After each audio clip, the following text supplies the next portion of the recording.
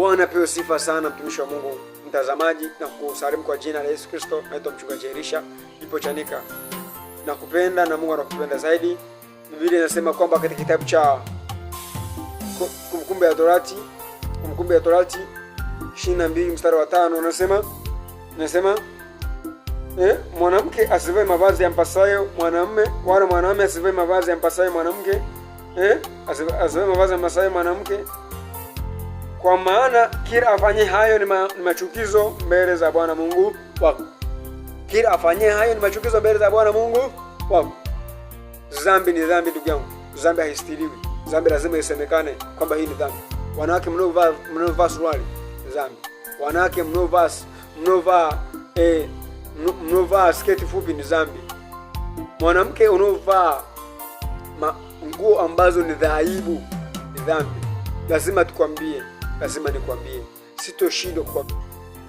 Tunaendelea kusema kwamba Biblia imesema kwamba katika kitabu cha Timotheo wa kwanza sura ya 2 mstari wa 9 nasema hivi: Hivyo hivyo wanawake na wajipambe kwa mavazi ya kujistiri pamoja na adabu nzuri na moyo wa kiasi, si kwa kusuka nywele wala kwa dhahabu na ruru wala kwa nguo za thamani, bali kwa matendo mema, kama iwapasavyo wanawake wanaokiri uchaji wa Mungu.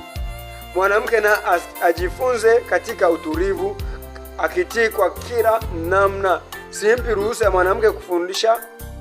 Simpi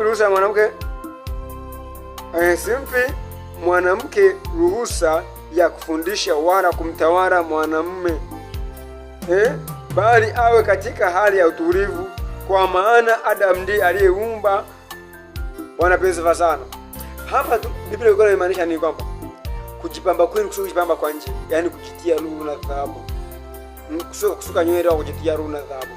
Biblia inatufundisha hapa katika kitabu cha Timotheo wa kwanza, hapa inatuelekeza kwamba mwanamke asivae mavazi yampasayo mwanamume katika kitabu cha Kumbukumbu ya Torati, lakini huko inatufundisha kwamba mwanamke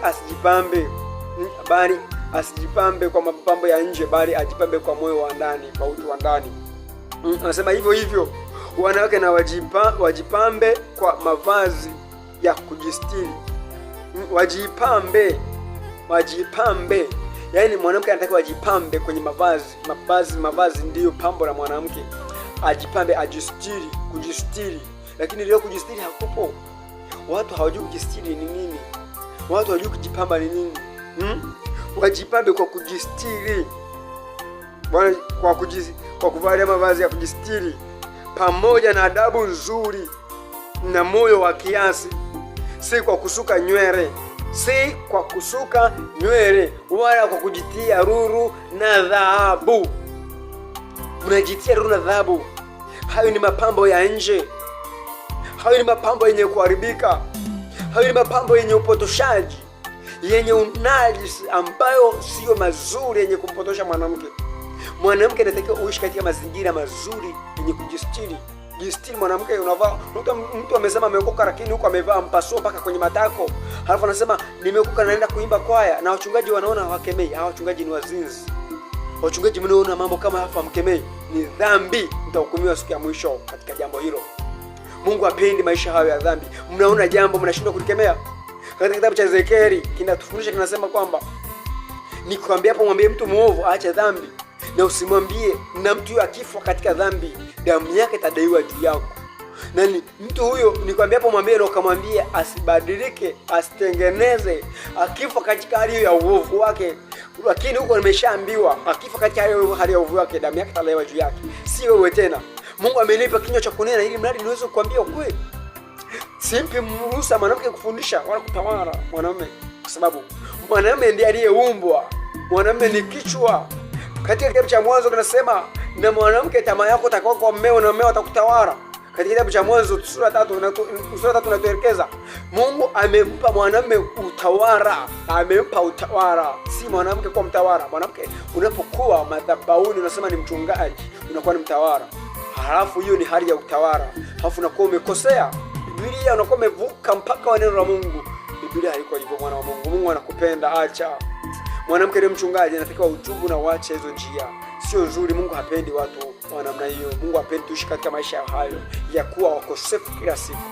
Ni kweli mchungaji mzuri na ubiri sehemu ambayo inajulikana kwamba unahubiri mbele ya wanawake wenzako, si mbele ya wanaume. Unawatawala, unaonekana kwamba ni mtawala katika kanisa, na unasema hapa mimi ndio mchungaji. Ni dhambi, ni dhambi. Bwana pesa sana. Ni dhambi, ni makosa. Mungu hapendi maisha ya dhambi. Basi tubadilike na Mungu anatupenda ili tuende mbinguni. Ni siku njema, nimefurahi sana kujifunza na katika neno hili. Mungu azidi kupitia hekima na maarifa ili uzidi kujua namna ya kuweza kumtumikia Mungu. Mungu akubariki na kutia nguvu katika kila jambo unazidi kufanya, na lifanikiwe. Neema ya Mungu yatosha, na uzidi kufanikiwa katika mambo mengi. Lakini zaidi jifunze katika neno la Mungu na utafunguliwa.